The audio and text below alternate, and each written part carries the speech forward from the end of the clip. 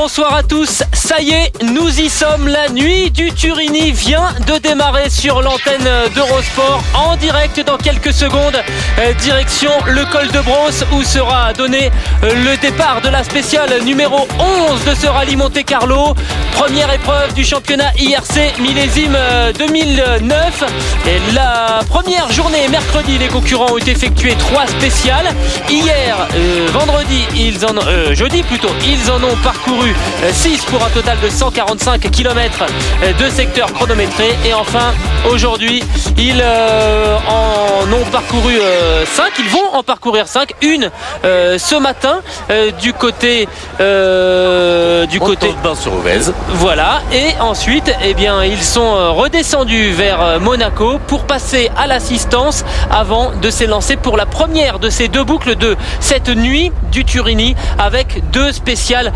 particulières, col de Brosque, la Bolène-Vésubie et ensuite Lantosque-Lucéram, 2 spéciales vraiment mythique. On a vu que dans le port de Monaco, le calme régnait. Au col de Brosse, à quelques mètres du départ, la tension commence à monter. Avec moi, à mes côtés, Jean-Pierre Nicolas, comme toujours. Bonsoir Jean-Pierre. Bonsoir Gilles. Allez, ça y est, c'est parti. La nuit du Turini démarre. Ambiance électrique, hein, c'est toujours comme ça avant ces 2 boucles fabuleuses.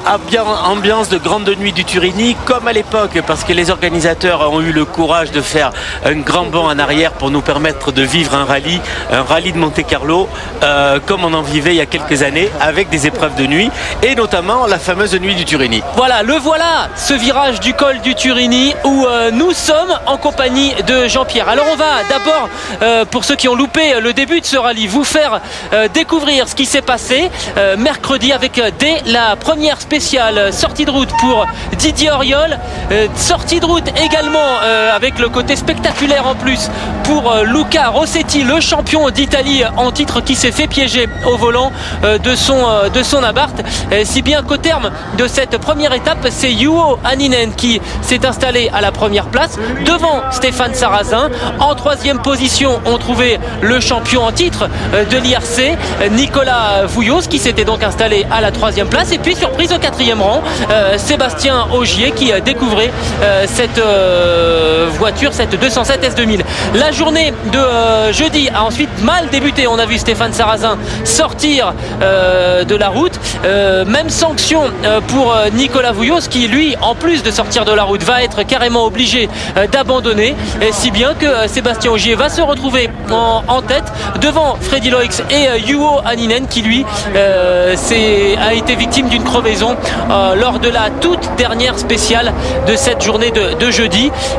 Juho Hänninen qui reste quand même la grande révélation de ce rallye Monte-Carlo 2009 puisqu'il a fait l'essentiel des 2 premières étapes en tête. Alors nous, on se retrouve ici au col du Turini pour la spéciale numéro 11, 34 km 680 à parcourir et puis un petit peu plus tard, vers 23h, juste après le match de Coupe de France entre Dunkerque et Lille, nous nous retrouverons de nouveau en direct pour cette 2e boucle, col de Brosse, la Bolène-Vésubie puis Lantesque Lucéram. Des images incroyables. On voit ici ce qui s'est passé dans la première spéciale de la journée avec Sébastien Ogier qui dépasse ici Freddy Loix. Freddy Loix retardé par une crevaison et qui a donc concédé pas mal de temps. Et qui a perdu la 2e place à cette occasion-là. Voilà, et celui qui a récupéré la 2e place, c'est Tony Gardemeister qu'on l'on vient de voir passer au volant de la Barthe. 3e position au classement général pour Freddy Loix donc. Stéphane Sarrazin lui occupe la 4e position devant Yann Kopecky. C'est donc un essai, un test. Et on se retrouve donc avec ce classement général. Sébastien Ogier en tête avec 1 minute 50 sur Tony Gardemeister, 2 minutes 49 sur Freddy Loix. Stéphane Sarrazin au pied du podium, Yann Kopecky 5e, Giandomenico Basso 6e, Anton Allen 7e, Julien Morin, alors ça c'est une sacrée surprise, on va le voir en action, qui est au 8e rang, Franz Wittmann, le jeune Autrichien en 9e position, et Olivier Bury, l'expérimenté pilote suisse et non pas français, qui lui pointe à la 10e position. C'est lui qui va ouvrir les spéciales. Toujours un rôle un petit peu particulier, hein, Jean-Pierre, de passer le premier dans les spéciales et tout particulièrement dans cette spéciale du Turini. Dans la dernière nuit, le premier a toujours le risque de...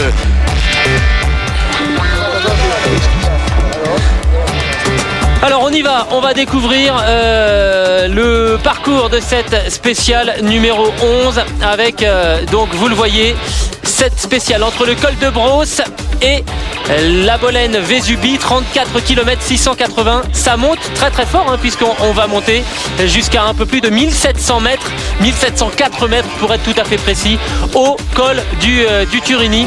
Jean-Pierre, c'est long, c'est difficile. Alors Jean-Pierre, on marque une petite pause et on découvre le début de cette spéciale en compagnie d'Olivier Bury. On se retrouve tout de suite. Et nous sommes de retour au col de Brosse en direct sur Eurosport avec Olivier Bury qui s'élance pour cette spéciale numéro 11. La spéciale du Turini, la grande nuit du Turini vient de démarrer sur l'antenne d'Eurosport. Alors on va laisser partir Olivier Bury et on va retrouver le patron de l'équipe Abarth, Nick Guilino, qui lui est dans le port de Monaco et qui va suivre tout cela grâce aux caméras d'Eurosport dirigées par Dominique Brey. Et on va retrouver aux côtés de Louise Beckett. Domenico, Anton and Tony Gardemeister. Nick, vous roulez avec Giandomenico Basso, Anton Allen et Tony Gardemeister. Quelle est l'ambiance ce soir? D'abord, ils sont tous très fatigués parce que cette épreuve a été très compliquée depuis son départ. Les conditions météo sont très compliquées. Les pilotes sont assez fatigués, mais ils sont malgré tout très fiers d'être ici parce que il y a ce col du Turini légendaire. Les choix de pneumatiques sont toujours très importants cette année aussi. Avec quoi ils sont partis? Après quelques discussions entre nous avec les équipes chargées des pneus et de nos ouvreurs et de tous les techniciens et de BF Goodrich, nous avons décidé que tous nos pilotes partiraient avec des pneus neige sans clous. Les spéciales des deux, les conditions des deux spéciales sont assez compliquées.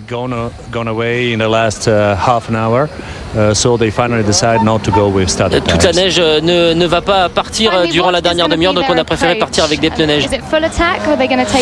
Comment est-ce qu'ils vont approcher cette spéciale? Ça va être l'attaque totale. Au niveau du classement général, leurs situations sont très différentes. Basso et Allen doivent simplement rallier l'arrivée parce que les écarts avec ceux qui sont devant eux sont vraiment très importants. Donc il faut simplement rouler et rallier l'arrivée. Et pour Tony, la situation est totalement différente. Il est deuxième du général. Les conditions sont très difficiles. Tout peut arriver. Donc on va voir ce qu'il fera. Voilà l'analyse de Nick Guilino qui pour le moment, Jean-Pierre, possède 4 de ses voitures dans les 8 premiers. Oui, mais alors 4 de ces voitures dans les 8 premiers, on va dire quand même qu'à l'exception de Tony Gardemeister qui est une voiture privée, qui est un engagement d'une écurie privée, les Fiat d'usine ne l'ont pas brillé parce qu'ils sont loin en temps, ils ont été loin en perfo, ils n'ont pas réussi une seule belle perfo. Comparé au nouveau venu Skoda qui a pris la tête du rallye alors que c'est leur premier rallye, comparé au Peugeot qui l'année dernière ont fait une saison extraordinaire, sur ce rallye les Fiat officiels n'ont pas brillé.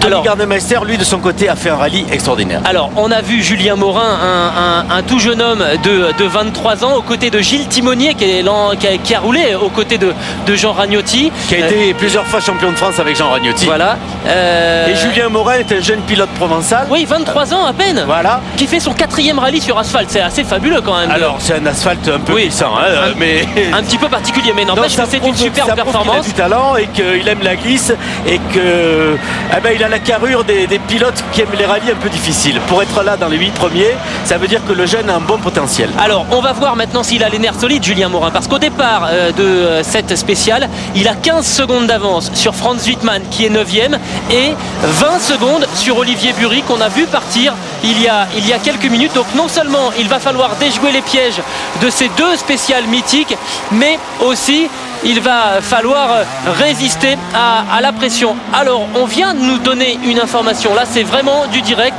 Franz Wittmann ne se présente pas au départ de la spéciale numéro 11 au col de Brosse. Il devait partir avant, attendez que je vous dise pas de bêtises, il devait partir juste derrière Olivier Bury, et apparemment il ne s'est pas présenté au départ de cette spéciale. Alors sans doute un problème sur la Mitsubishi Lancer de Franz Wittmann, et c'est donc Anton Allen qui va prendre le départ. C'est bien dommage parce que Wittmann représentait bien l'équipe Mitsubishi, c'était la voiture la mieux placée pour les Mitsubishi, et pour nous, pour la bagarre globale en tête de ce rallye, bien, ça nous fait une marque de moins. Bon, il va nous rester quand même une très belle bagarre. Alors dans un rallye, dans une spéciale particulièrement difficile qui fait environ 35 km, qui était très belle ce matin parce qu'il avait neigé cette nuit, il avait neigé jusqu'à midi, tout le plateau de Peracava jusqu'à 1 km après le col du Turini, et même 2 km après le col du Turini, c'était enneigé. Un parcours de rêve pour faire des images magnifiques, et malheureusement les moyens de déneigement de nos jours sont tellement performants que on le voit ici, le col du Turini, les ponts et chaussées arrivent à raboter la neige à 1 mm. Il nous reste presque plus de neige, d'autant plus qu'ils ont salé derrière le chasse-neige. Donc au lieu d'avoir une magnifique route enneigée où les pilotes auraient pu se régaler, et nous aussi, on va avoir une sorte de gadou un peu bizarre. Mais enfin écoutez, on va faire avec, parce que comme la plupart des pilotes sont partis avec des pneus neige, ça va glisser quand même. Ça va quand même glisser, même sur l'asphalte humide et mouillé, ça va glisser. Allez, Anton Allen en compagnie de son copilote Timo Allan, il est 9e du classement général. On va profiter de cette ambiance, on va prendre le départ en compagnie du jeune finlandais de l'équipe Abarth. Le fils de Markku Alén.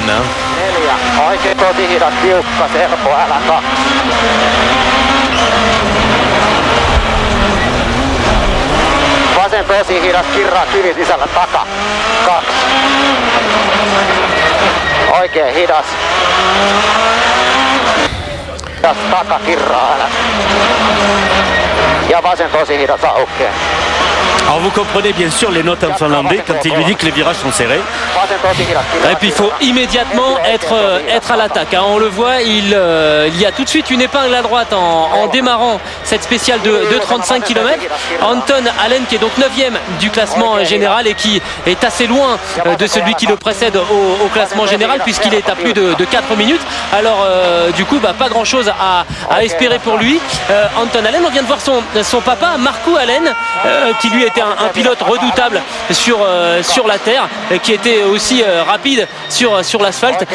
On l'a appelé le roi sans couronne parce qu'il n'a jamais été champion, Markku Alén, mais alors quel pilote spectaculaire. Comme tous les pilotes finlandais, et le plus doué sur l'asphalte de tous les pilotes finlandais de cette génération-là.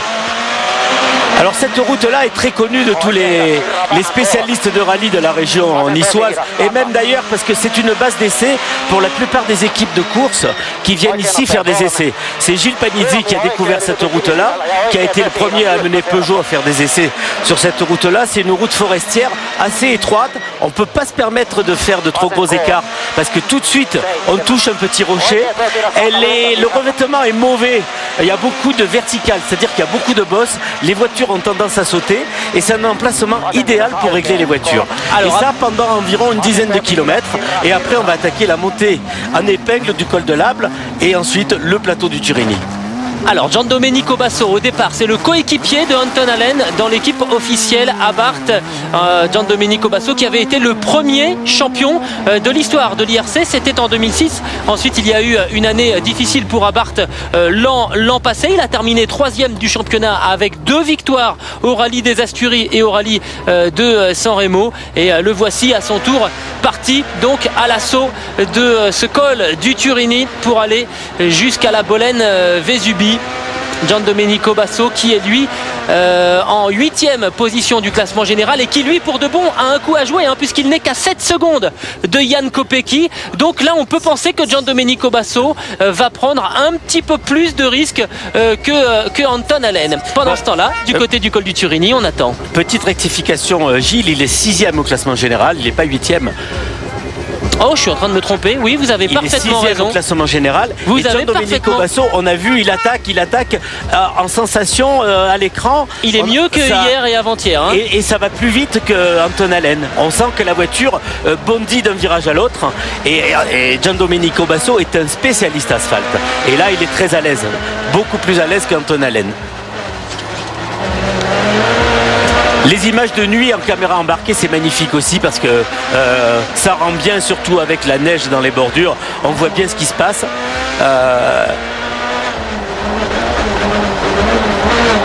Malheureusement, on n'entend pas les notes. Non, là, on n'entend pas Mitja Dota donner ses notes. Et on a vu ce même virage à bord de la voiture de Anton Allen et on se rend compte que ça enchaîne beaucoup plus vite. Ça avale plus, chez Giandomenico Basso. Oui. Alors voici cette nouvelle auto qui a donc fait ses débuts en compétition officielle sur ce rallye Monte-Carlo 2009. Jan Kopecky et Petr Stary au volant de la Skoda qui a vraiment fait des merveilles, hein, qui a longtemps dominé ce rallye aux mains de Juho Hänninen. Jan Kopecky lui a été gêné dès la première étape par des problèmes de direction assistée, mais il débute cette dernière boucle du rallye, en tout cas cette nuit du Turini, à la 5e position du classement général avec un peu moins de 35 secondes de retard sur Stéphane Sarrazin. Attention à ce Jan Kopecky, très fiable, qui a fait de belles choses par le passé sur le rallye Monte-Carlo, notamment une 8e place en 2007 au volant d'une Skoda Fabia WRC. C'est un pilote qui aurait largement pu jouer la gagne s'il n'y avait pas eu ces problèmes de direction assistée mercredi. Seulement dans la première étape, parce qu'après ils ont réparé et depuis ça va très bien et Kopecky se classe toujours parmi les 3 premiers. On est sur une route que Kopecky connaît particulièrement bien parce qu'il faisait des essais là-dessus il y a à peu près 2 mois. Et là-dessus, il semble que la nouvelle Skoda, développée par des ingénieurs qu'on connaît bien, qui ont participé au développement des voitures Peugeot, hein, c'est Mario Fornaris, Julien Loisy, qui était à l'époque dans l'équipe, dans la grande équipe Peugeot, qui ont fait la 206 et la 307. C'est eux qui ont participé activement au développement de cette Skoda.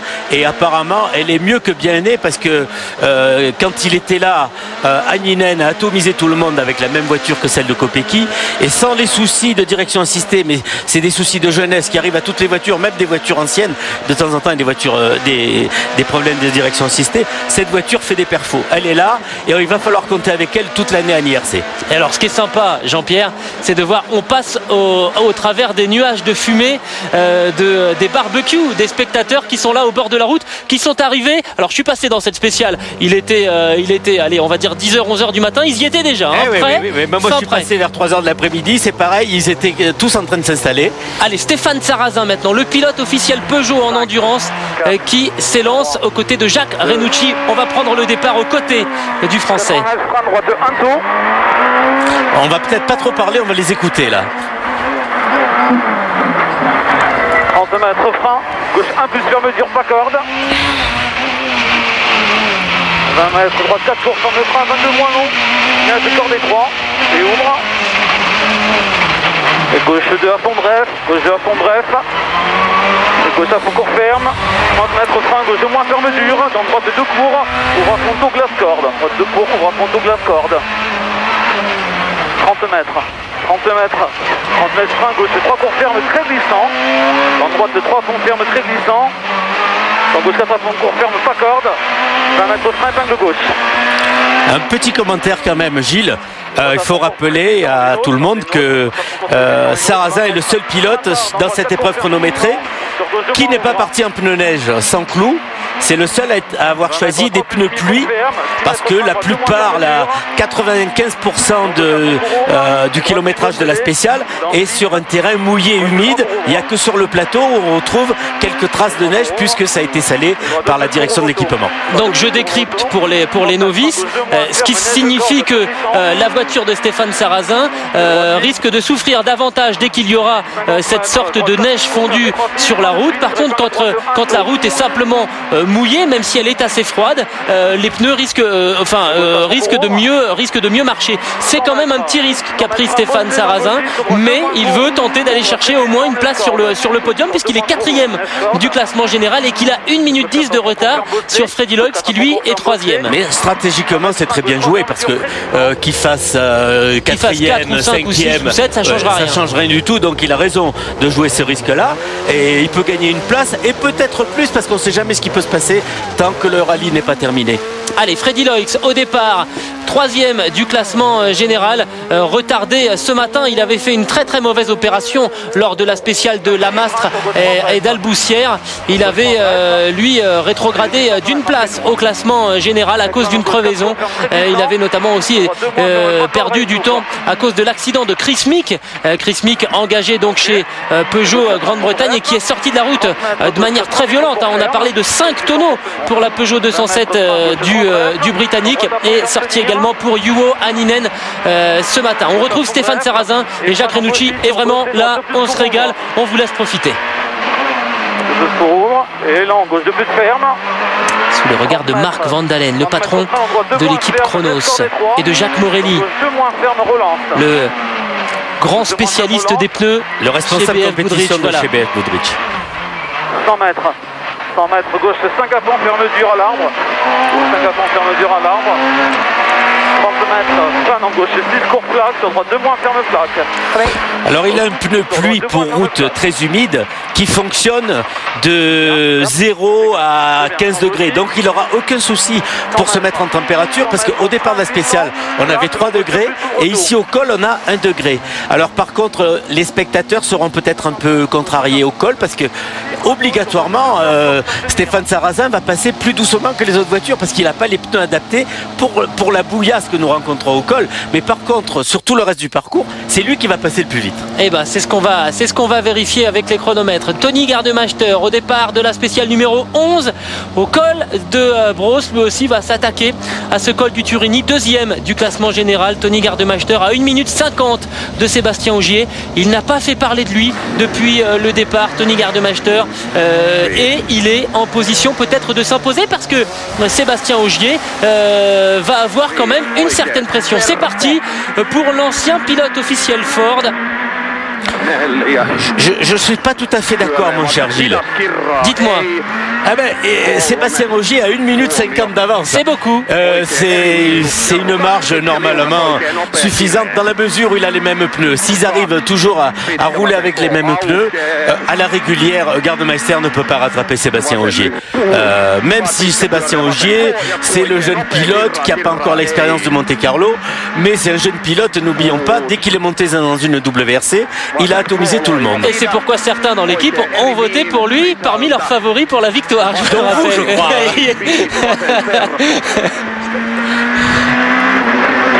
Jatkuu oikeeri miinus aukee 5 oikee K-jarru 3 vasen hidas.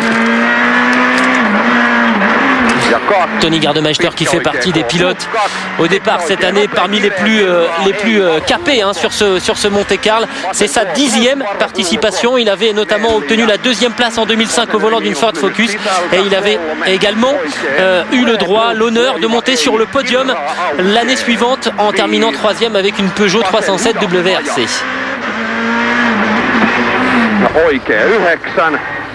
Et on voit les zones où il y a un petit peu de neige à l'intérieur des virages et où tout peut basculer pour ces équipages. Je crois qu'on peut expliquer aussi que pour ces spéciales de nuit, Eurosport n'avait pas d'autre choix que de faire de la caméra embarquée et quelques passages de caméra au sol, notamment au col du Turini, oui, parce qu'il est bien évident que l'hélicoptère ne peut pas voler de nuit dans les Alpes, ça c'est une évidence. Allez, Sébastien Ogier, vous le connaissez forcément si vous aimez les rallyes, champion du monde junior pour sa première saison en championnat du monde justement. Sébastien Ogier, leader également du rallye de Grande-Bretagne pour sa première apparition aux commandes d'une WRC, et qui s'élance donc en tant que leader pour cette nuit du Turini. Face à lui, deux des plus belles spéciales de l'histoire du championnat du monde des rallyes. À ses côtés, Julien Ingrassia. On profite de cette caméra embarquée parfaite. Gauche 90. Gauche 90 pour gauche 10 à fond, 40 mètres. Frein gauche 90 moins ferme. Sur droite, moins stade, pas corde, neige intérieure. 60 mètres. Frein gauche 90 moins. 90 moins. Sur droite 90 stade. Cours gauche 110 plus par pas corde. Et gros frein de 30 mètres. Dépage de gauche 40. Cours droite 100 plus. 40 mètres, avant droite 122, sur gauche 70 millions, pas corde de neige. Alors vous allez nous donner votre opinion d'ancien pilote, Jean-Pierre. On a la sensation que Sébastien est un petit peu sur la retenue quand même. Pas vraiment, moi je trouve que j'étais en admiration. Là je me régale, je suis ému. Parce que c'est formidable. J'ai l'impression que c'est accélérer et lever le pied. Mais il n'y a pas d'entre les deux. Il n'est pas en train d'hésiter. C'est ou il accélère ou c'est qu'il est au freinage. Alors je préviens quand même nos téléspectateurs. On va rester avec Sébastien Ogier durant un long moment. Et en fait on va attendre qu'Olivier Bury s'approche du Turini pour rejoindre le pilote suisse. On assistera donc au passage de chacun des pilotes avant de revenir sur Sébastien Ogier, parce que bien évidemment ce qui nous intéresse au plus haut point, c'est de voir comment se sort le jeune français et le leader de cette épreuve de cette montée vers le col du Turini. On a aperçu Marc Van Dalen qui est le patron de l'équipe Chronos. Cette voiture elle est préparée par l'équipe Chronos, même si elle est engagée dans une opération baptisée BF Goodrich Drivers Team, c'est-à-dire que sur 5 épreuves cette année, BF Goodrich, le manufacturier de pneus, va permettre à un jeune pilote de participer à une épreuve du calendrier IRC. Et ce sont des journalistes, 16 journalistes en l'occurrence, qui ont voté il y a quelques semaines pour désigner le pilote qui devait rouler dans cette voiture. Et Sébastien Ogier a été élu avec 11 voix sur 19. Donc assez largement, et il est largement à la hauteur des suffrages qu'il a remportés. Moi Gilles, je ne sais pas si c'est la position de la caméra embarquée dans cette voiture par rapport à d'autres voitures, ou si, je ne sais pas, j'ai l'impression que ça va plus vite. On a un peu plus de sensation de vitesse. C'est vraiment accéléré, il n'y a jamais de dosage. C'est un régal. Il lève le pied quand c'est très mauvais comme ça, là, voilà, pour pas se faire piéger. Et après, dès que c'est bon et que le copilote lui dit vas-y, hop, et il met la sauce. Attention, gros frein avant gauche, 123 glisse, pour droite 80. Ça va très vite, ça.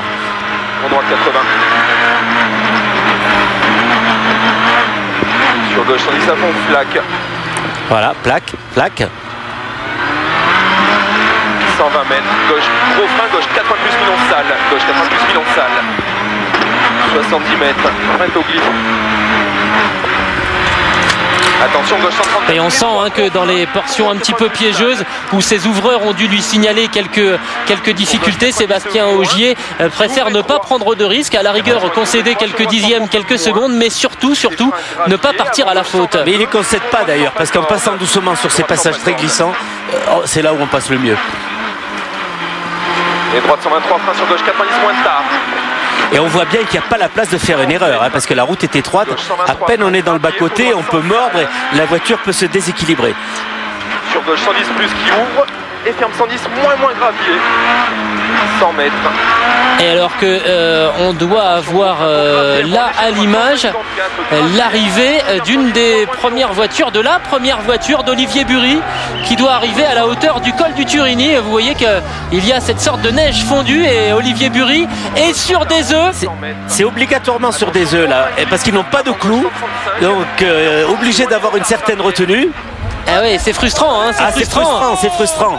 22 minutes 32 secondes et 8 dixièmes pour Olivier Bury pour rejoindre le col du Turini. Oh là là, oui, voilà, c'est compliqué. On va avoir des figures, mon cher Jean-Pierre. C'est la bouillasse. On va avoir des figures parce que là, on voit vraiment les pilotes sur des œufs. Alors, c'est toujours frustrant pour le public parce que, bien évidemment, il voit les voitures passer au ralenti, mais il faut comprendre le choix de ces pilotes. Il est obligé de se freiner dans le bas-côté parce que sinon, il bloque les roues sur la route principale. Et c'est encore plus compliqué en descente. Encore plus compliqué parce que pour arrêter la voiture, il y a encore plus de difficultés. Et alors, est-ce qu'il n'aurait pas quand même un souci, Olivier Bury? J'ai peut-être un petit peu l'impression. Moi, je pense pas qu'il ait un souci, c'est que c'est très difficile à conduire dans ces conditions. Et dans ces conditions-là, à mon avis, c'est plus la voiture qui conduit que lui. Alors, on va surveiller ce qui va se passer, notamment pour Julien Morin, qui s'était lancé après Olivier Bury. On pourra comparer le chrono du jeune Français par rapport au pilote suisse.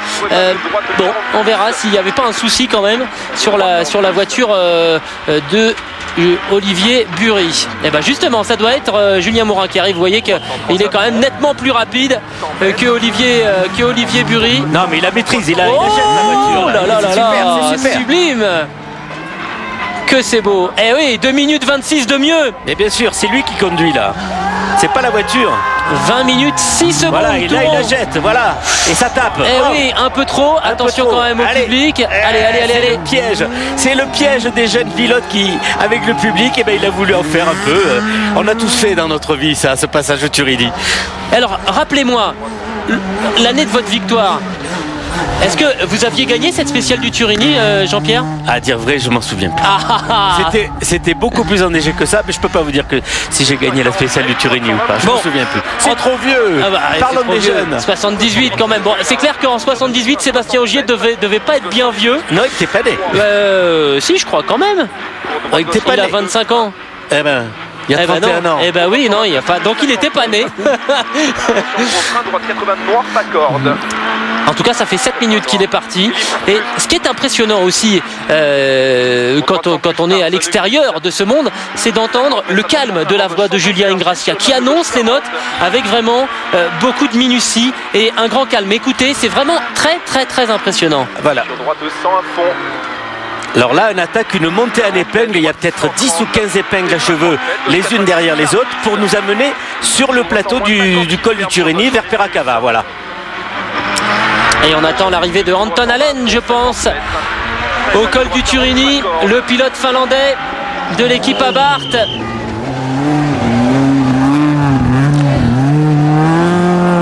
Beau passage. Ah ça, les Finlandais pour entretenir la glisse. Ouais, c'est mieux, 19 minutes 45 pour Anton Allen. Voilà. Magnifique.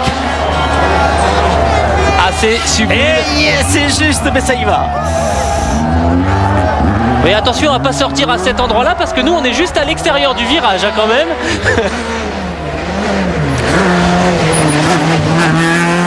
Un peu plus incisif quand même, Anton Allen, par rapport à Julien Morin, mais c'est logique. Et il a beaucoup plus d'habitude. C'est une voiture officielle.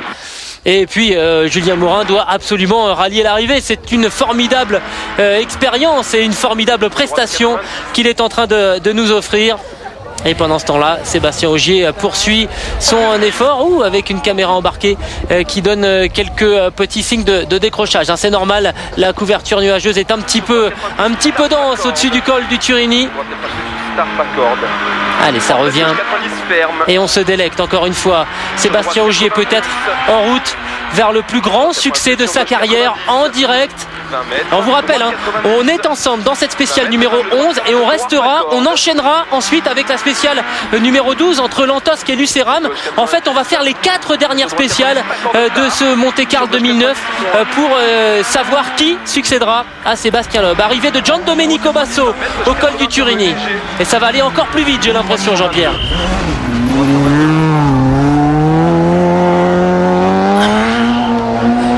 Que c'est beau cette glisse entretenue à l'accélérateur par le pilote italien.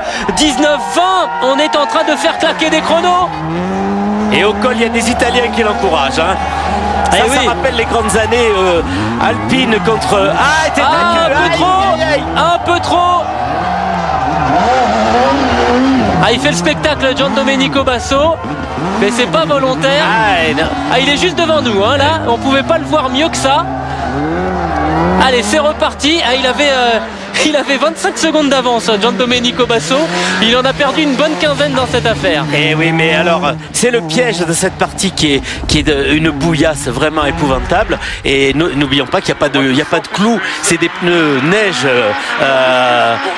avec une adhérence difficile. Là, il faudrait des clous pour aller gratter le sol, pour aller chercher le goudron et pour reprendre de l'adhérence. Allez, on se retrouve de nouveau dans la voiture de Sébastien Ogier et de Julien Ingrassia. Je pense à tous les amoureux de rallye qui ont assisté au premier pas de ce jeune homme il y a même pas un an au rallye du Mexique en championnat du monde des rallyes. Et un an plus tard, il est en train de confirmer en remportant peut-être, on est encore loin de l'arrivée. Ça va être compliqué. Après avoir gagné la formule de promotion Peugeot, il a gagné la Coupe Peugeot en 2007.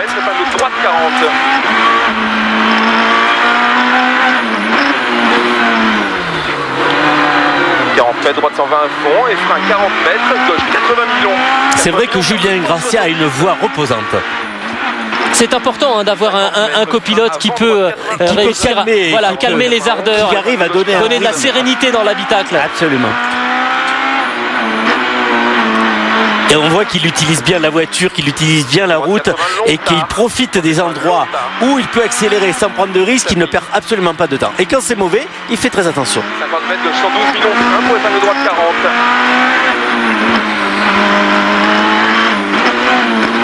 40. Je vous le disais, c'est la série d'épingles en montée. On a l'impression d'être arrêté, mais ça avance. 40 mètres, frein droite 100 plus glisse. Là, ça commence à blanchir un petit peu au sol. Plus on monte, plus ça commence à blanchir. Allez, l'arrivée maintenant de Jan Kopecky au volant de la Skoda Fabia S2000. Ça sera moins bien que Giandomenico Basso pour Jan Kopecky. Oui, c'est pas normal parce qu'en général, pendant tout le rallye, Kopecky a toujours été beaucoup plus fit que Basso. Et on a déjà cassé une voiture chez Skoda ce week-end. C'est le plus beau passage pour le moment. Pour l'instant, c'est de loin le passage le plus propre pour Jan Kopecky. Là, sur ce coup-là, il a repris du temps à beaucoup de monde. Mais il a dû faire une figure avant parce que c'est pas possible qu'il ait pris autant de retard sur Basso. Basso n'a jamais été une seule fois du rallye devant Kopecky, sauf quand Kopecky avait ses problèmes. A eu ses soucis. Et voilà donc ce col du Turini qui est en train de faire le plein. Ça continue d'arriver. Voilà. Et là, Sébastien Ogier arrive sur le plateau du Turini. Il va arriver bientôt dans le village de Piracava. La route est très rapide, elle est simplement mouillée, il n'y a pas de glace. Il commence à y avoir des rails de neige fondus à partir ou un peu après le village de Piracava. Alors là, c'est du pilotage pur et dur, c'est presque du circuit, mais sur route. La route est très large, on peut placer la voiture, faire des belles trajectoires. On va prendre 170 facilement en vitesse de pointe. Donc, d'où l'intérêt des notes des ouvreurs pour ne pas se faire piéger, bien sûr. Et on voit toute l'équipe Skoda qui assiste à cette montée de Sébastien Ogier et tous ces hommes ont assisté également au passage de Jan Kopecky sur le col du Turini où l'on voit tous les commissaires. C'est l'occasion pour nous aussi. Et nous on attend Stéphane Sarrazin. Les commissaires. Oui, c'est Stéphane Sarrazin qui doit arriver ensuite. Et j'ai l'impression que Stéphane Sarrazin met un petit peu de temps par rapport à Jan Kopecky. Ou alors il est en panne de caméra embarquée. Oui, mais en tout cas, il aura dû s'approcher maintenant du Turini. Le voilà, Stéphane Sarrazin. Alors normalement, il va passer pratiquement arrêté parce qu'il est le seul, je le rappelle, qui est en pneu en pluie sur de la neige. Donc là, ça va être particulièrement difficile pour Stéphane Sarrazin. Et attention qu'il ne se fasse pas piéger par les spectateurs pour en faire un peu trop. Voilà, doucement Stéphane, doucement, voilà. Il le passe en douceur, c'est bien, très bien. C'est bien ce qu'il fait, il enroule. Voilà, faut pas la provoquer, il faut juste l'enrouler. Allez, c'est bien passé, là, sur des œufs. Bravo, il utilise les pneus à merveille. Parce qu'avec ces pneus pluie spécial asphalte, sur de la neige, c'est épouvantable. Ouh, attention tout de même, ça va. On est obligé, excusez-moi l'expression mon cher Gilles, mais dans ces conditions-là, quand on est... Je sais ce que vous allez dire, mais allez-y. On est obligé de rouler le trou du cul serré.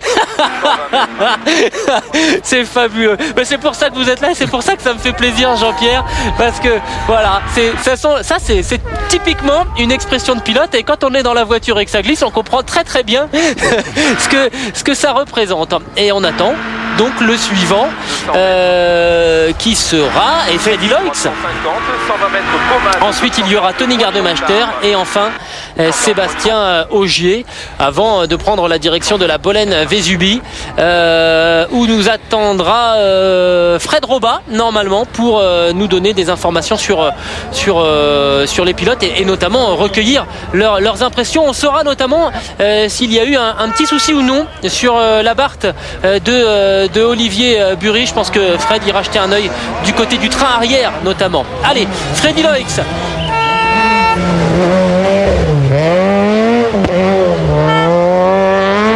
Ah, ça passe bien aussi pour Freddy. Mais Freddy est très à l'aise.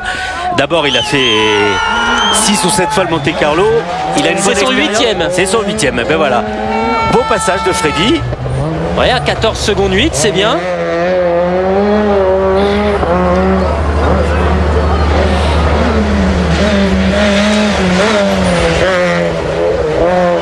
Alors là, exceptionnellement, on assiste au réveil des Abarth, parce qu'on ne les a pas vus pendant le rallye. Et là, c'est Basso qui a pris la tête dans cette épreuve chronométrée. Et là, ça commence à accélérer pour Sébastien Ogier. Je vous le dis, le plateau avant le col du Turini et dans la région de Piracava, c'est très rapide. C'est entre 120 et 170. 120 mètres. Ciel à fond, attention, dessus de frein souple, 60 mètres, 320 plus, frein souple. 320 plus sur gros frein, 60 mètres, gauche 100. Gauche 100. Pour droit 120, moins Milon-Tard. Je rappelle à tous les téléspectateurs que ces images sont en direct. C'est exactement ce qui est en train de se passer dans la voiture de Sébastien Ogier. Vous êtes devant la montée au col du Turini en direct sur Eurosport. Dans la voiture du champion du monde, Junior. C'est un vrai privilège que nous offre toute l'équipe d'Eurosport Events. Et avec une caméra particulièrement bien positionnée qui nous permet de découvrir, de voir toute la largeur de la route et de voir qu'avec les rampes de phare d'aujourd'hui, on y voit comme en plein jour. Pour gauche 110 souple. 110 souple. 40 mètres, à droite 90 moins Milon. L'arrivée de Tony Gardemeister au col du Turini. Gauche 124 frein souple. 124 frein souple. Pour droite 100 souple. Sur gauche 100 plus Milon. Ouais, ça va être un petit peu en retrait, oui, 19 secondes, 19 minutes 37 secondes, pardon. 16 secondes de plus. Ouais, c'est le 3e temps pour Gardemeister, c'est bien. Sauf que Basso à la fin il est resté 15 secondes au moins. Voilà, donc là c'est plutôt pas mal pour Tony Gardemeister. Et on voit les disques rougis dans cette descente. C'est l'arrivée d'Olivier Bury, ici, la Barthe de Julien Morin. Ah, alors il y a eu un souci pour Olivier Bury, puisque Julien Morin est passé après Olivier Bury au col du Turini. Julien Morin qui en arrive donc à la fin de cette spéciale à la Bolène Vesubie. 31 minutes 55 secondes pour le jeune Français qui va nous donner ses impressions. Julien, you started second, you arrived first. What happened? Julien, vous êtes parti deuxième, vous arrivez premier, qu'est-ce qui s'est passé? Je pense que Bury avait fait un mauvais choix de pneus. Déjà nous on avait opté pour des neiges sans clous, mais bon ça a été difficile quand même. On a roulé très doucement sur le col, c'était tout enneigé, verglacé. C'était pas les infos prévues, mais bon on est à l'arrivée, c'est l'essentiel, mais difficile. Julien, happy apparently to be there. Bon, alors on a confirmation effectivement que Julien Morin est passé devant Olivier Bury, parce que je crois que c'est Olivier qui est en train d'arriver au ralenti. Il a doublé dans la spéciale. Mais j'espère qu'on ne va pas rater le passage au col de Sébastien Ogier. Non, ça je peux vous assurer que Dominique Brett va faire attention à l'arrivée de Sébastien Ogier. C'est Anton Allen qui est arrivé. Alors là, les temps qui se confondent. Anton Allen, 31-19. Allen 31-19 pour le jeune Finlandais. Alors Olivier Bury, est-ce qu'il a eu des soucis, Olivier Bury? Parce que c'est la question qu'on pourrait se poser. Non, mais apparemment, de ce que nous a dit Julien Moret, il n'avait pas fait le bon choix de pneus, donc il s'est fait doubler dans la spéciale. Dans la descente. Ce qui est du classique. Hein. Donc on va aller voir Anton Allen, crédité pour l'instant du meilleur temps, 31 minutes 19 secondes. Anton, you did the best time for the moment. How was the stage? Difficult. We had a spin in one. Ah, c'était difficile, on a fait un tête à queue. Et voilà, au milieu de spécial. Voilà Sébastien au col. Allez, Sébastien au col du Turini. C'est bien passé. C'est bien passé pour Sébastien Ogier. 19 minutes 57 hein, quand même pour cette montée pour Ogier, qui a donc été somme toute assez prudent. Alors vous voyez à la fin de la spéciale les équipages qui pointent, les commissaires qui vont noter le temps et les équipages ensuite repartent. Alors il va y avoir ensuite une liaison routière. Si vous habitez du côté de l'Antosque, eh bien vous allez pouvoir croiser ces voitures sur la route. Là cette fois elles vont respecter le code de la route pour se rendre donc jusqu'à l'Antosque pour le départ de la spéciale numéro 12 entre l'Antosque et Lucéram. Il y a une liaison routière qui doit faire je crois 6 ou 7 km hein, entre les deux spéciales. Ça va aller très vite, elles vont s'enchaîner et on va rester sur l'antenne d'Eurosport pour les suivre parce que ça va continuer bien sûr à arriver avec Giandomenico Basso en caméra embarquée. Sébastien Ogier là. Alors c'est Basso ou c'est Ogier là? Non, c'est Ogier parce qu'on entend Julien Ingrassia. Et 50 mètres pommade. Un avant droite 122 sur gauche 80 millions. Voilà. Et on revient à l'arrivée, 31 minutes 7 secondes et 6 dixièmes pour et oui, parce que Basso. Dans son tête à queue sur le col, il a perdu pas mal de temps.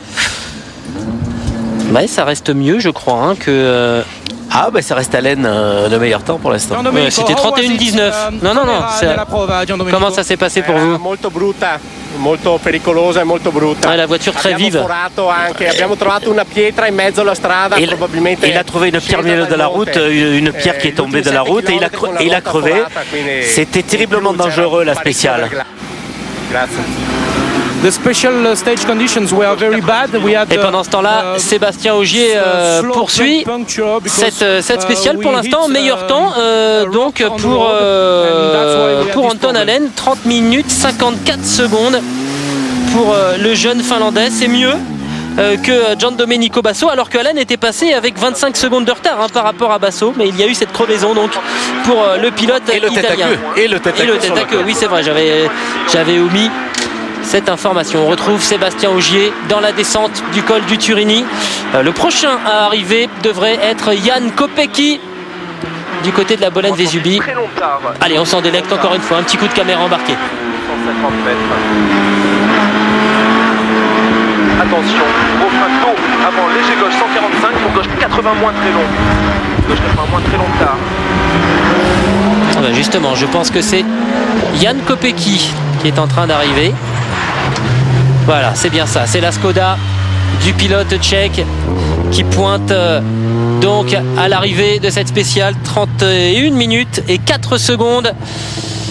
Et c'est moins bien que Anton Allen, qui est donc pour l'instant le seul à être passé sous la limite des 31 minutes. À ça, sur de la neige, fallait parier sur un Finlandais hein. Même si on a encore de gros clients à passer. Anton Allen, Jan Kopecky à 11 secondes, Giandomenico Basso. Et il faut attendre Stéphane Sarrazin dans cette spéciale parce que il a les pneus adaptés pour la descente. Là, on va voir ce que ça va donner. Il était à combien à l'intermédiaire? Il était Sarrazin, il était un petit peu plus... attendez, excusez-moi. Comment ça s'est passé pour vous? On a eu un gros souci, on n'a plus de direction assistée. C'est compliqué, on va voir la suite. Encore un petit problème, hein, toujours au niveau de la direction assistée pour la Fabia. Et on comprend bien que sur ces routes très sinueuses, ça devient très compliqué pour un pilote. Hein. Ah, c'est impossible, c'est un camion. Ces voitures-là, toutes ces voitures-là, sans direction assistée, ce sont des camions. Il faut une force incroyable pour arriver à tourner le volant. Et au bout de 10 km, les pilotes sont totalement épuisés. Alors ils vont avoir quelques minutes, Jan Kopecky et son copilote, pour tenter de réparer de nouveau cette direction assistée avant de s'élancer dans la spéciale numéro 12 entre Lantosque et Lucéram. Attention, gros frein de taux avant gauche 112. On retrouve Sébastien Ogier et Julien Ingrassia.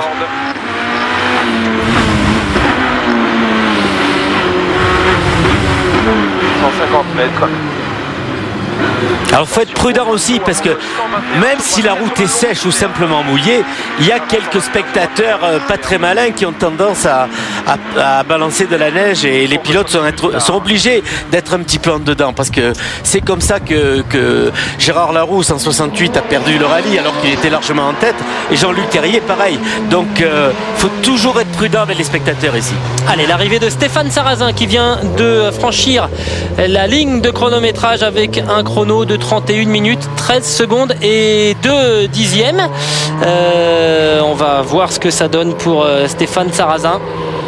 C'est donc assez loin, hein. C'est à 19 secondes du temps établi par Anton Allen. Mais il y a une autre spéciale. N'oublions pas qu'ils font la spéciale suivante avec les mêmes pneus et qu'elle est entière. Il n'y a pas du tout de neige en tous les cas. D'accord, donc Stéphane Sarrazin devrait être mieux placé lors de la première, de la prochaine spéciale. C'était compliqué pour vous. Ouais, je me suis trompé de pneus. J'ai pris des pneus pluie et il y avait beaucoup plus de neige que ce à quoi on s'attendait.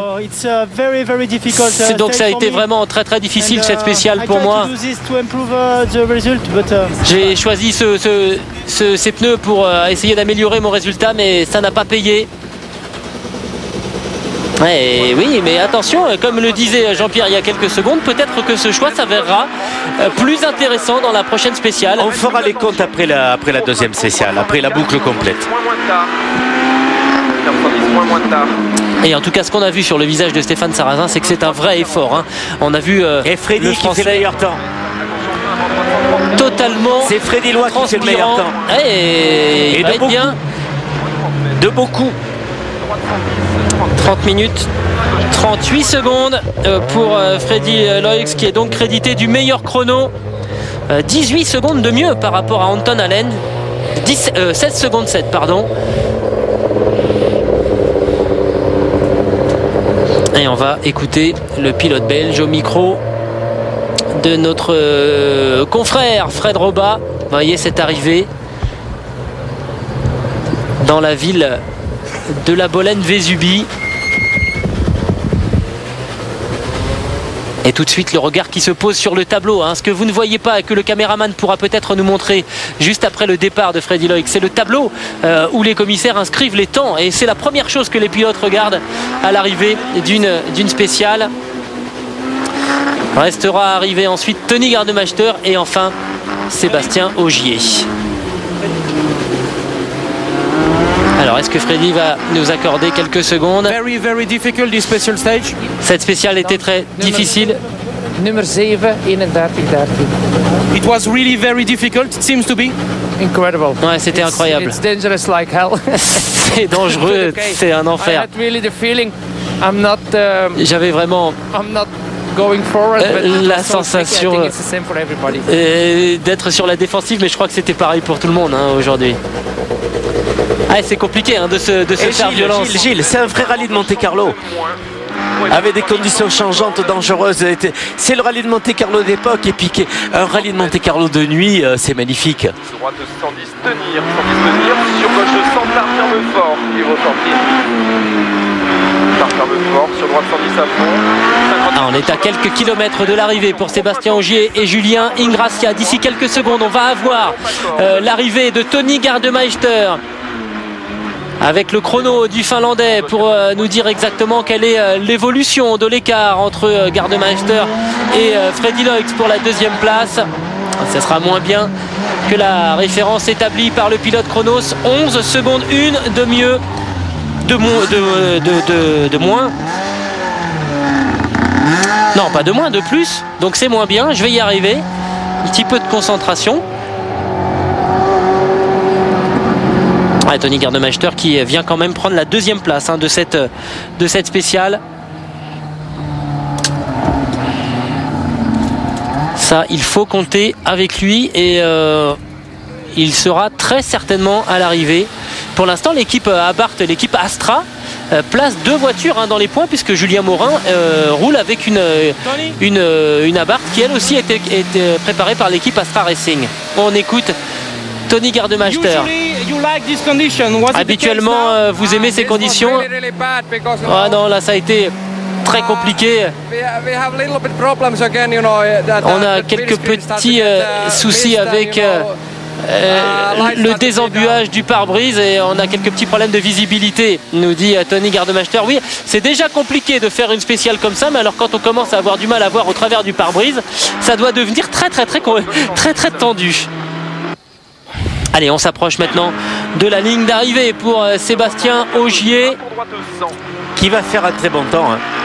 Oui, ça va être pas mal en tout cas. Par rapport au chrono établi par Tony Gardemeister, il ne va pas perdre beaucoup de terrain. Elle n'est pas tout à fait à l'arrivée encore quand même. Non. Ouais, ça coupe un petit peu sur la descente de la Bolène Vesubie. Pendant ce temps-là, les Tchèques sont là. Au col du Turini, ils vont devoir attendre un petit moment avant de voir de nouveau passer les concurrents de tête qui reviendront ici. Et attention, frein droite 130 points, dessus gros frein, avant gauche 134, pour gauche 100 plus Milon.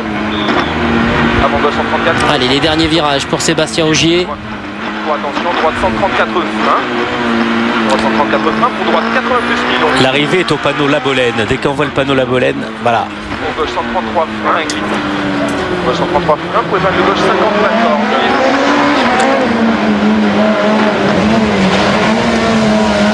31 minutes, 6 secondes et 3 dixièmes pour le champion du monde junior. C'est 28 secondes de plus que Freddy Loix. Ouais, mais il a bien roulé, il n'a pas pris de risques sur les parties dangereuses et il allait vite sur le reste. Ouais, c'est le 5e temps pour Sébastien Ogier qui concède 17 secondes par rapport à Tony Gardemeister. Il avait 1 minute 50 d'avance. Pas de panique. Pas de panique. Pour, il mène sa course comme un grand, comme un vieux briscard. Comme un vieux briscard. Voilà, en tout cas, il a été à bonne école avec. Voilà, on le voit, le tableau dont on parlait il y a quelques secondes. C'est sur ce tableau là, sur le bord gauche de l'écran, que les commissaires inscrivent au fur et à mesure les temps des pilotes. Et donc Sébastien Ogier crédité de la 5e meilleure performance dans ce secteur. Sébastien, c'était pas du pilotage, c'était de la danse sur glace. Oh, pas vraiment. J'ai vraiment été prudent, j'ai pris aucun risque. Maintenant, il faut simplement aller jusqu'à l'arrivée. Ça sera votre stratégie jusqu'à la fin. Oui, ça sera comme ça dans toutes les dernières spéciales, nous dit donc le représentant du BF Goodrich Drivers Team. Il a déjà de la maturité, c'est un champion. Ah, il avait rongé son frein sur les dernières épreuves du championnat du monde des rallyes pour assurer les points nécessaires à sa victoire. Olivier Kennel, le patron de l'équipe Citroën Sport, lui avait demandé de rouler vraiment avec prudence et c'est ce qu'il avait fait pour aller chercher cette couronne. Alors on est de retour et le calme tranche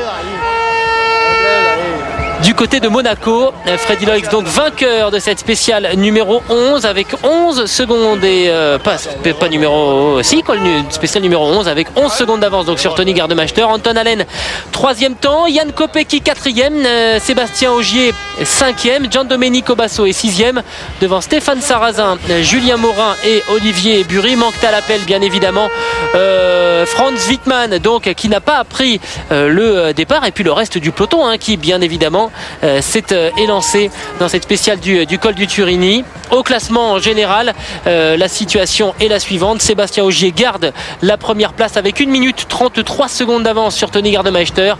Freddy Loix au 3e rang s'est un petit peu rapproché. Il a repris du Finlandais à Sébastien Ogier, mais ça sert à rien pour la fin du rallye. Voilà, ensuite donc Stéphane Sarrazin, Jan Kopecky, Giandomenico Basso à la 6e position devant son coéquipier Anton Allen, Jérôme Morin et enfin Olivier Bury donc à la 9e position. On va retrouver Marc Vandalen pour faire peut-être un premier point sur ce passage dans la spéciale de Col de Brosse, la Bolène Vesubie. Mark, best time for Freddie. You must be pleased. Le meilleur temps pour Freddy, vous devez être très heureux. Oui, c'est important de faire le meilleur temps dans cette spéciale très délicate. Je suis content de voir aussi que Sébastien Ogier a terminé 5e de cette spéciale sans prendre de risques. Et donc on verra maintenant pour la suite du côté de Mark Van Dalen. Voilà, c'est une bonne opération effectivement pour les représentants de l'équipe Chronos qui garde pour l'instant donc une de ses voitures à la première position, et Freddy Loix qui est en train de travailler pour essayer de revenir. Freddy Loix qui est à 48 secondes de Tony Gardemeister, 48 secondes avec 3 spéciales à négocier. Est-ce que c'est faisable ou pas d'après vous, Jean-Pierre? Tout à fait faisable. Freddy connaît bien la région, donc il est capable de remonter sur Tony. On va assister à une belle bagarre là sur la fin. Alors on va tenter d'aller prendre les réactions des responsables des différentes équipes à la fin de cette de ce premier passage au col de Brosse. En attendant, on va marquer une petite pause et puis on reviendra à Monaco pour la suite de cette nuit du Turini en direct sur Eurosport. À tout de suite.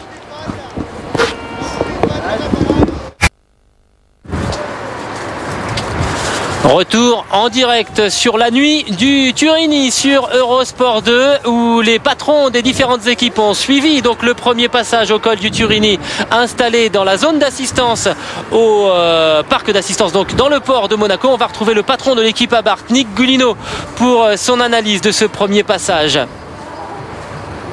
en compagnie de Louise Beckett. Nick, the Turini night stage seems to be agreeing with the Abarth drivers. Ouais, le premier passage au Turini s'est bien passé pour les pilotes Abarth. Oui.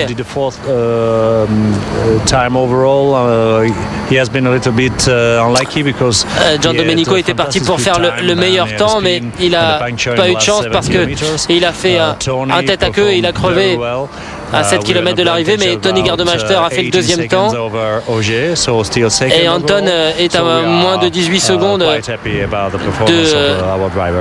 donc ça va bien. On est plutôt content de la performance de nos pilotes. Voilà, Nick Gulino donc plutôt satisfait de ce premier passage. Alors en attendant le départ de la spéciale numéro 12 entre Lantosk et Lucéram, et si on a quelques secondes, je voudrais partager quelques instants en compagnie d'un monsieur que les amateurs de rallye connaissent forcément. Ils ont forcément vu régulièrement le nom de Joe Lilini inscrit sur les photos de rallye. Joe qui est, et là je sais que sa modestie va en prendre un coup, un des plus grands photographes qui suit les différents rallyes, alors que l'on voit Anton Allen en action là, qui doit être dans la liaison routière ou qui doit se présenter d'ailleurs au départ de la spéciale de Lantosk. Joe, ce Monte-Carlo, ce passage là du Turini, ça rappelle des grands souvenirs? Grand souvenir, oui, qui vient de suite à mon esprit, c'est la première année où François Delecourt disposait de la Ford, de la Sierra. C'était en 91. J'étais là, j'écoutais comme maintenant je t'écoute Gérard Bory, le pauvre regretté, qui était là sur le podium de RMC, en train d'annoncer la victoire probante de François Delecourt. Et à ce moment-là, François passe, ralentit, la roue arrière tordue, et là je savais, je comprenais, je voyais l'état d'esprit dans l'auto, et je savais qu'il allait sortir à l'arrivée. Je n'ai pas tapé, voilà ce qui me rappelle le Turini. On va en reparler, on va marquer une petite pause et on revient très très vite en direct sur l'antenne d'Eurosport 2.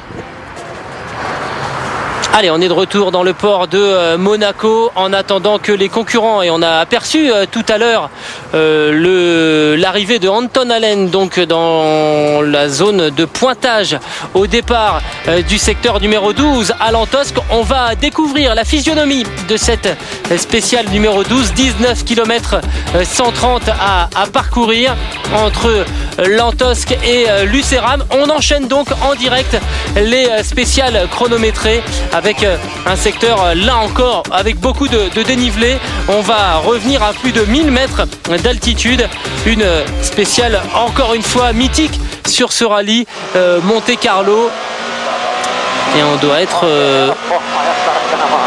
là en compagnie. Non, ça n'est pas Julien Morin ni Gilles Timonier parce qu'on ne donne pas les notes en finlandais. C'est Anton Allen qui s'était lancé depuis une vingtaine de secondes dans cette spéciale numéro 12. de Lantosque. Vasen hidas. 7. Vasemmalta oikea tosi hidas pitkä. Anton Allen crédité du 3e temps dans le secteur précédent et qui occupe donc la 7e position du classement général en compagnie de Timo Alan. Et ce dont on s'aperçoit, c'est que cette spéciale est pour le moment nettement moins marquée par la neige, et sans doute que, comme nous le disait Jean-Pierre Nicolas il y a quelques instants, le chrono de Stéphane Sarrazin sera plus intéressant dans ce secteur. Alors pendant ce temps-là, Julien Morin, lui, s'est déjà élancé dans cette spéciale et il est passé au temps intermédiaire avec un chrono de 2 minutes 25 secondes et 3 dixièmes. On va voir donc si Anton Allen est en mesure de faire mieux que le jeune Français qui lui aussi roule avec une Abarth. Oikealta oikea tosiras kallio sisällä kirraa. Heti vasen nopea ahdas ja huomio vasen tosi hidas kirraa. Oikea nopea kaksi. Sur des œufs dans ce secteur, Anton Allen. Vasen nopea. Heti oikea nopea. Ja vasen Erik plus. 3. Anton Allen. Donc 7e du classement général, qui avait notamment remporté le rallye de Russie l'an passé tout près de la frontière finlandaise, monté 2 fois sur le podium l'an dernier,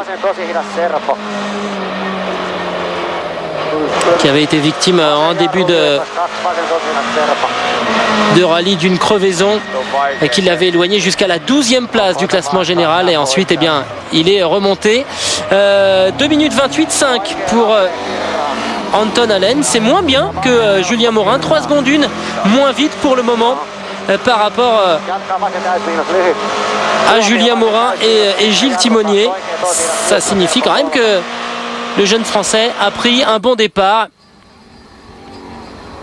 Et on sent quand même un Anton Allen assez sur la défensive. Et maintenant, on est passé dans la voiture de Giandomenico Basso, le coéquipier de Anton Allen. Parti depuis un tout petit peu plus d'1 minute.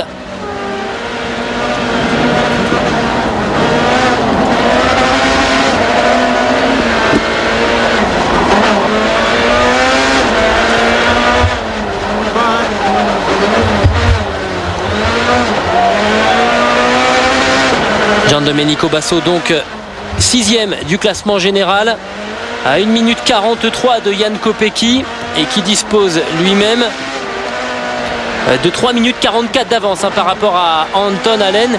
Donc la position de Giandomenico Basso, cette 6e place, semble pour le moment assez solidement entre les mains du pilote italien, mais y a-t-il quelque chose de véritablement solide lorsqu'on est comme ça entre un mur et un fossé à ces vitesses-là?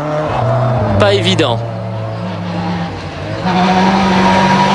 Alors on devrait voir arriver maintenant Giandomenico Basso au temps intermédiaire. Allez, c'est mieux pour Giandomenico Basso. 2 minutes 14 secondes et 6 dixièmes. C'est 10 secondes de mieux que Julien Morin. Ce qui semblerait vouloir dire que l'asphalte est quand même nettement meilleur dans cette spéciale. Ça peut être encourageant pour Stéphane Sarrazin, qui a lâché quand même un petit peu de temps dans le secteur précédent, mais qui est le seul, je vous rappelle, à être parti avec des pneus pluie, alors que tous les concurrents sont partis en pneus neige. Donc normalement, dans ces conditions, le pneu pluie va mieux marcher. Jan Kopecky maintenant à bord de la Skoda Fabia.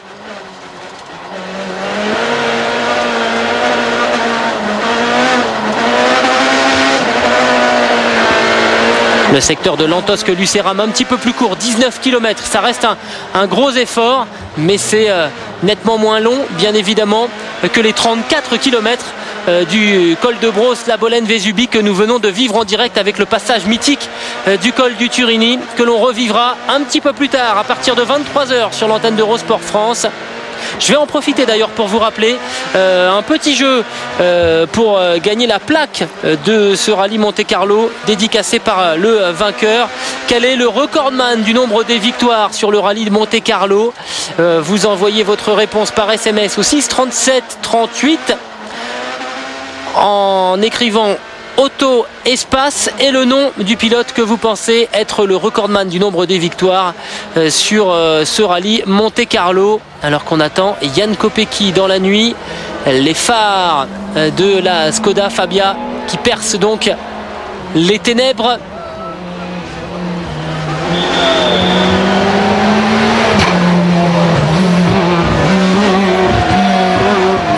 Ça va être un tout petit peu moins bien pour Jan Kopecky. Pas grand chose par rapport à Giandomenico Basso. 3 secondes 9 moins bien. Et le pilote tchèque est malgré tout un tout petit peu en retard par rapport à Basso. Et on doit être cette fois dans la voiture de Stéphane Sarrazin. C'est bien ça. Allez, je vous laisse profiter. 50 mètres sommet à fond et 70 mètres frein de piège glissant, droite 3 plus court ferme.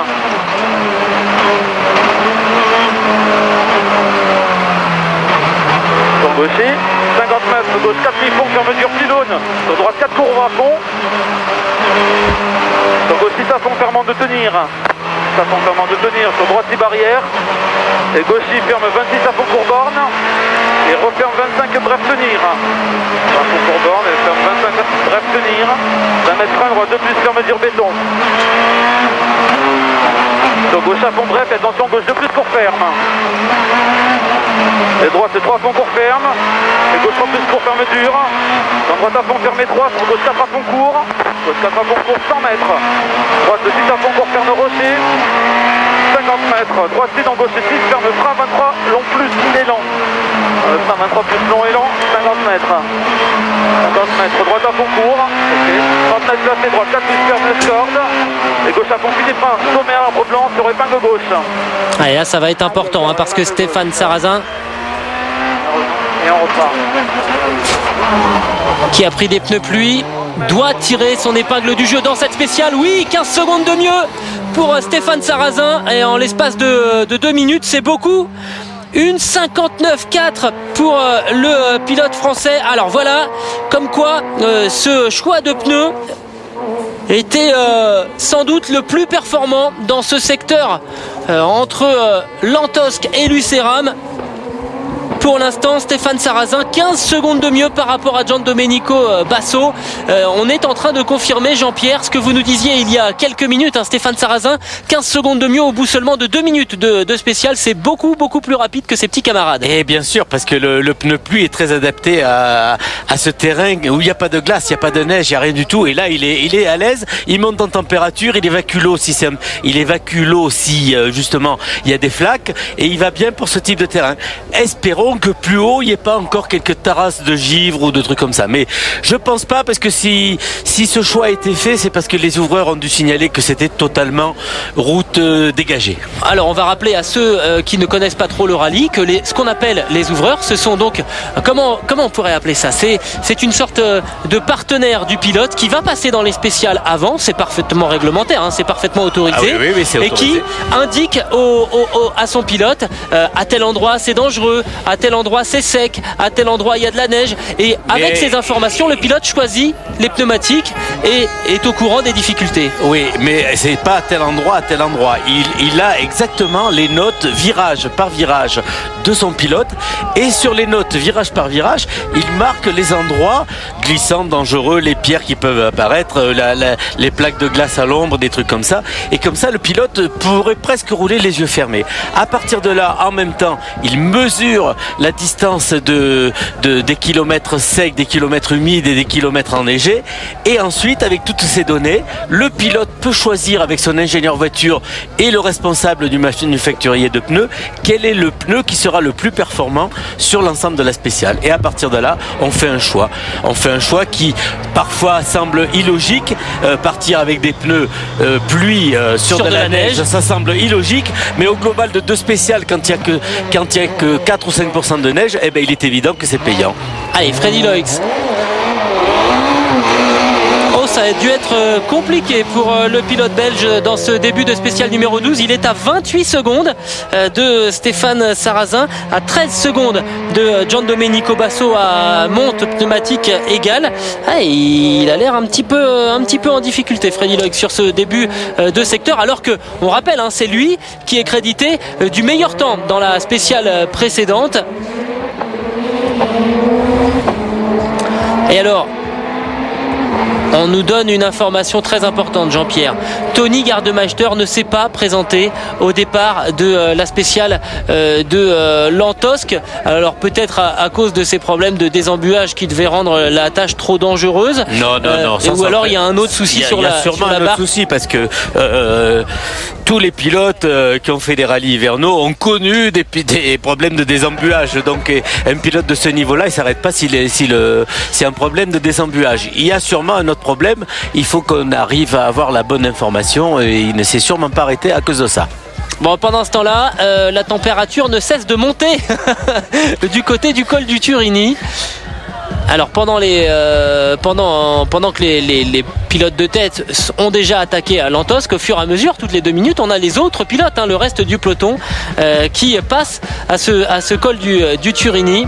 Alors du coup, le fait que Tony Gardemeister n'ait pas pu s'élancer dans cette spéciale, ça veut dire que le prochain à passer dans le secteur de Lantosque, c'est Sébastien Ogier qui doit être au départ en attendant son heure pour prendre donc le départ de cette spéciale numéro 12. Sébastien Ogier crédité d'1 minute 33 d'avance par rapport à Tony Gardemeister au départ de cette spéciale, et il va être dans une situation d'autant plus confortable que le deuxième, c'est désormais Freddy Loix. Arrivé de cette spéciale à Lucéram pour Olivier Bury et Fabrice Gordon.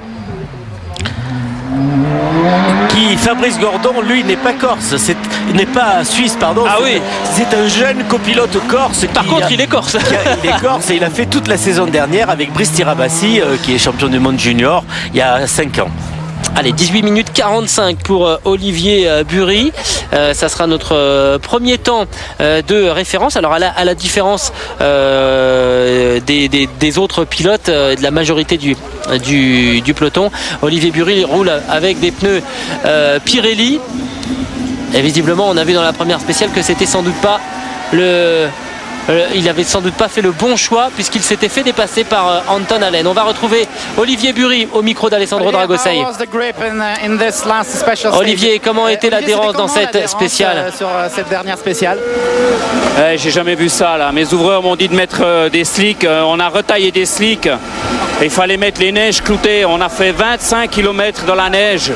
On a tapé, on a fait tête à queue, on est en marche arrière, on a dû faire demi-tour, on a manœuvré, on a perdu un temps fou. C'était l'enfer là. Ça sur le Turini. Sur le Turini. Et sur cette dernière? Et ici, toutes les plaques sont en train de revenir. Le gel ressort maintenant. Et la route est toute blanche. C'est incroyable. On ne sait pas si c'est de la glace, pas de la glace. C'est l'enfer. Merci. Yes, I've never seen oui, voilà, c'est bien résumé, c'est l'enfer.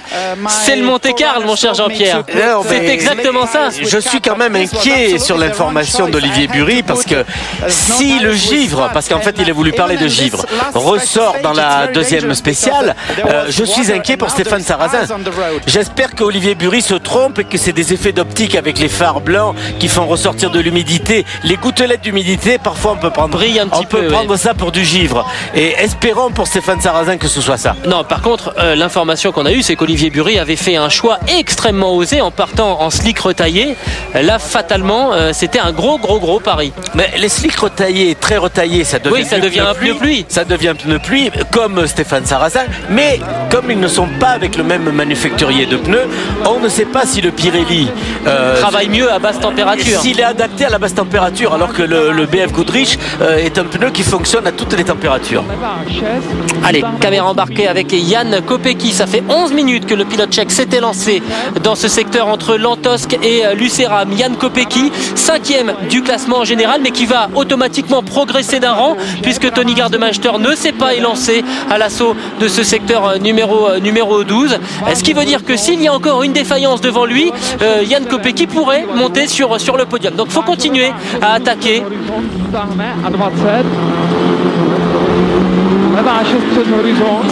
C'est très beau comme image, c'est un régal. La caméra embarquée de nuit, c'est un régal. Avec une caméra bien placée, là, comme dans les Skoda, c'est... C'est l'occasion pour nous de féliciter toutes les équipes techniques qui ont travaillé à l'installation de ces caméras embarquées, parce que c'est très très compliqué, contrairement à ce qu'on peut croire, d'installer une caméra embarquée et ensuite de transmettre l'information. Et oui, ça a élargi un petit peu pour Jan Kopecky. Il faut transmettre ensuite les images entre les voitures et l'avion qui tourne au-dessus des spéciales avant que tout cela ne redescende dans le camion régie dirigé par Dominique Brett. Bref, c'est vraiment très très très compliqué. Et c'est une petite prouesse technique qui est encore une fois en train de réaliser toute l'équipe réunie par Eurosport.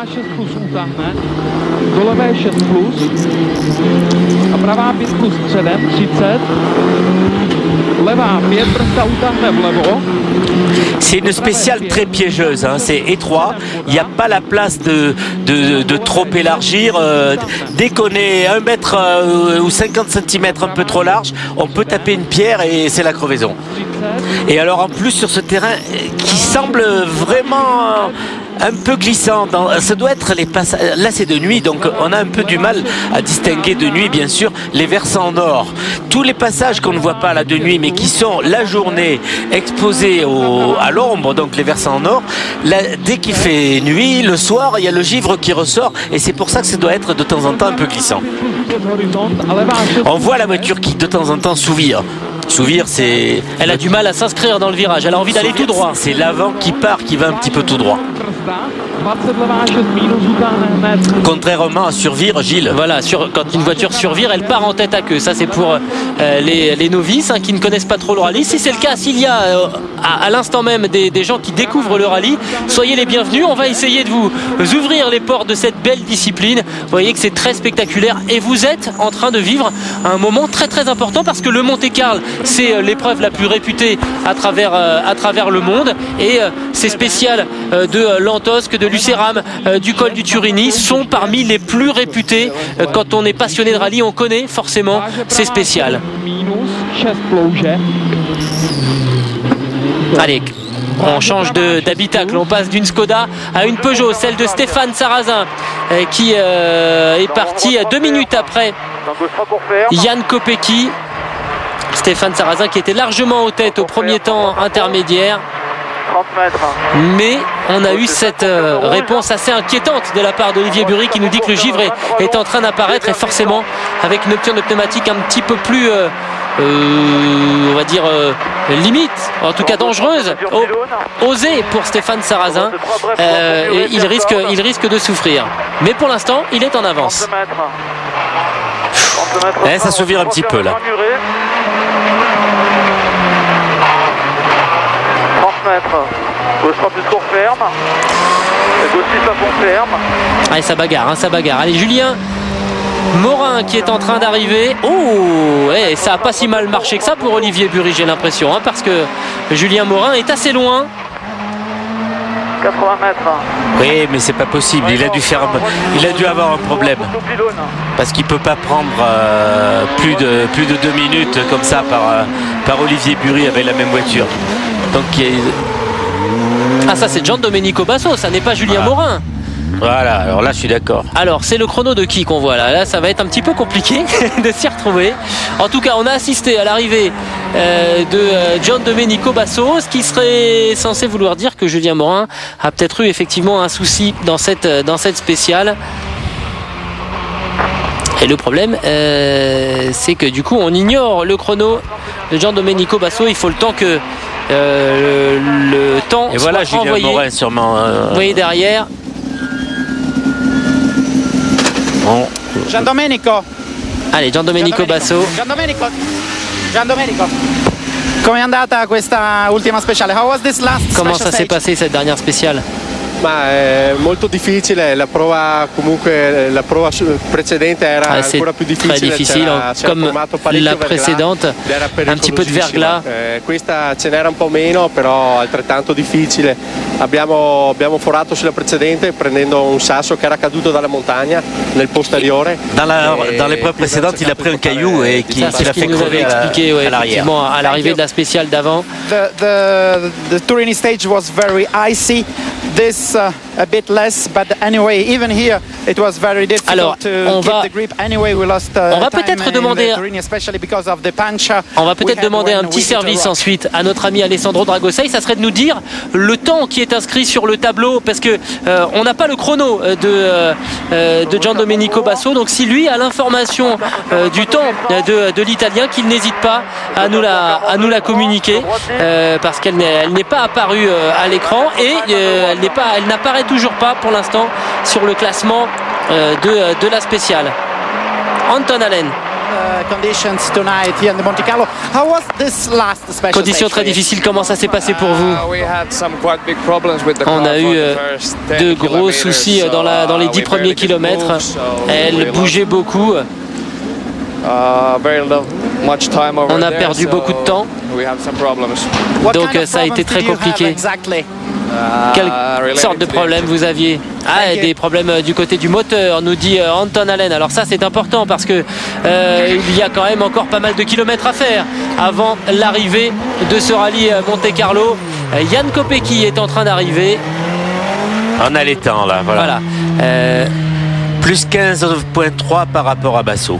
Voilà, 17,46 pour Jan Kopecky et donc 17 minutes 31 pour Giandomenico Basso, crédité pour le moment du meilleur temps. Alors on n'a pas celui finalement de Anton Allen qui nous dit avoir beaucoup souffert et des problèmes moteurs donc pour Basso. Alors moi j'ai une petite surprise, on y reviendra. Jan Kopecky, vous aviez des problèmes de direction assistée dans la spéciale précédente, comment ça s'est passé? Non, là ça va un petit peu mieux, je comprends pas bien ce qui se passe. Mais là dans cette spéciale ça s'est bien passé, même si elle est très difficile et je veux absolument aller jusqu'à l'arrivée, donc j'ai roulé assez lentement. Est-ce que vous allez modifier votre choix de pneus pour la prochaine boucle? Oui, ça c'est une certitude. Et oui, parce que fatalement avec le refroidissement des températures, on va sans doute opter pour des choix, peut-être ira-t-on jusqu'à des clous. Jean-Pierre, qu'est-ce que vous en pensez pour la prochaine boucle? C'est possible, parce que plus on va avancer dans la nuit, la température va descendre et le givre va ressortir. Donc il est possible que le pneu clouté redevienne compétitif dans le choix des ingénieurs et des pilotes. Allez, Stéphane Sarrazin qui n'est plus très loin maintenant de l'arrivée de cette spéciale numéro 12. Je pense que ça ne sera pas mieux que Basso. Non, ça fait pas un bon temps. 30 mètres frein, droite 4 pour ferme. Et il semble que l'information d'Olivier Bury devait être bonne. Il va pas tarder à arriver là maintenant Stéphane Sarrazin, mais oui, il a reperdu du terrain sur la deuxième partie de cette spéciale. C'était audacieux comme option prise par l'ancien pilote de Formule 1 également.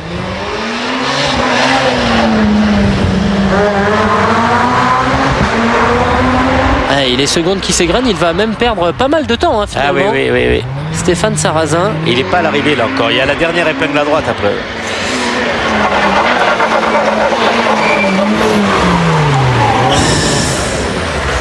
Voilà, 18 minutes 10, c'est beaucoup pour Stéphane Sarrazin. 54 secondes par rapport à Giandomenico Basso, dont le temps c'est donc 17 minutes 16 pour Giandomenico Basso et pas 17 minutes 31 comme on l'avait dit. Il a tapé, il a crevé, voilà.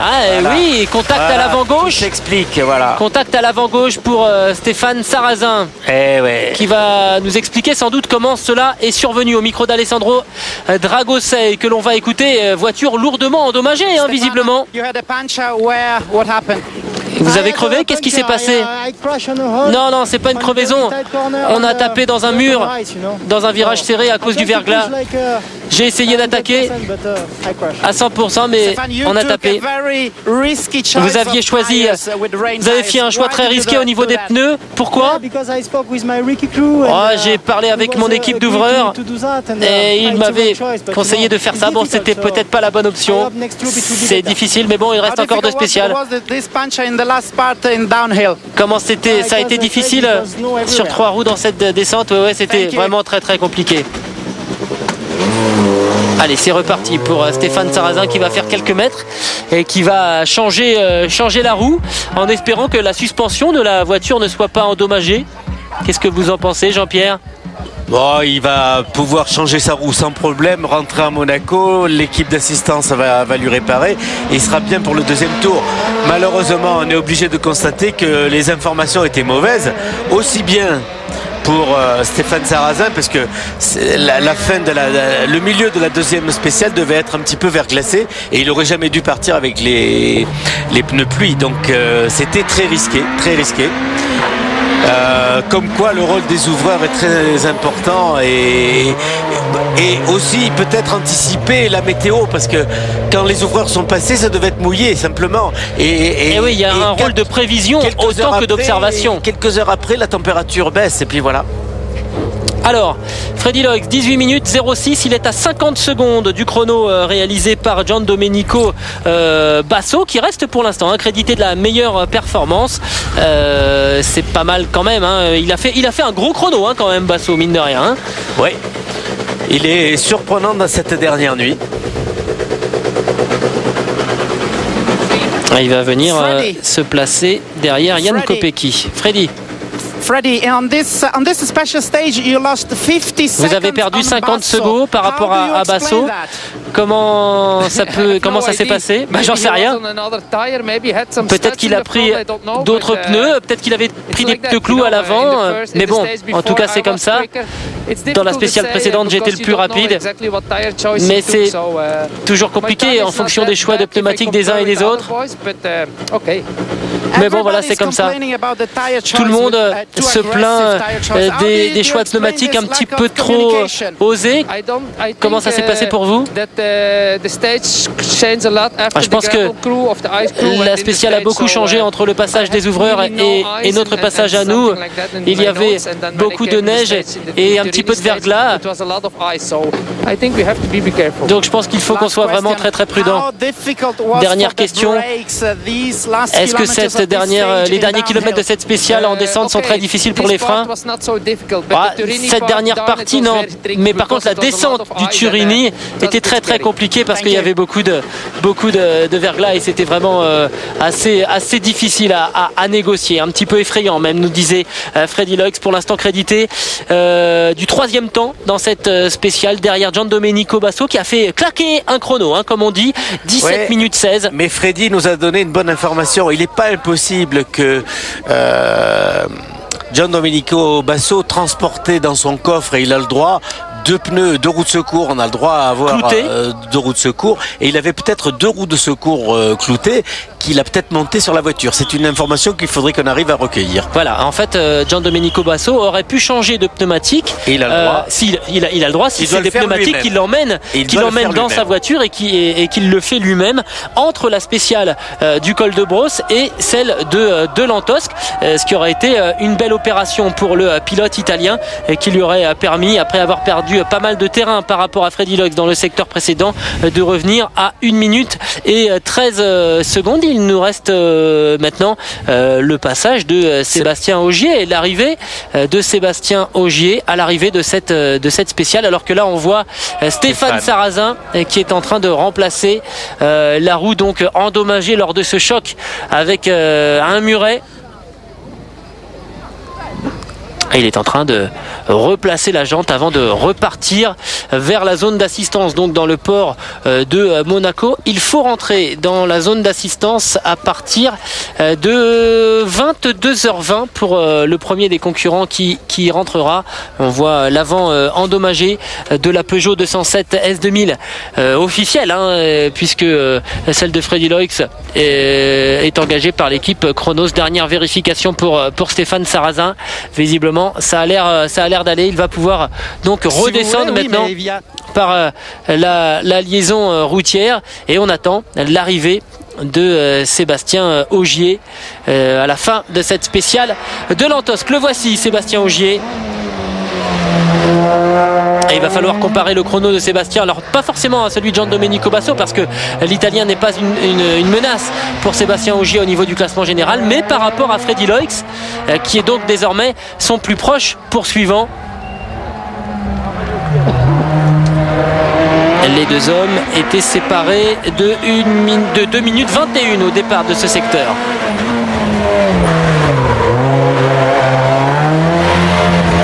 Allez, 18 minutes 30 pour Ogier, c'est 24 secondes de perdu par rapport à Freddy Loix.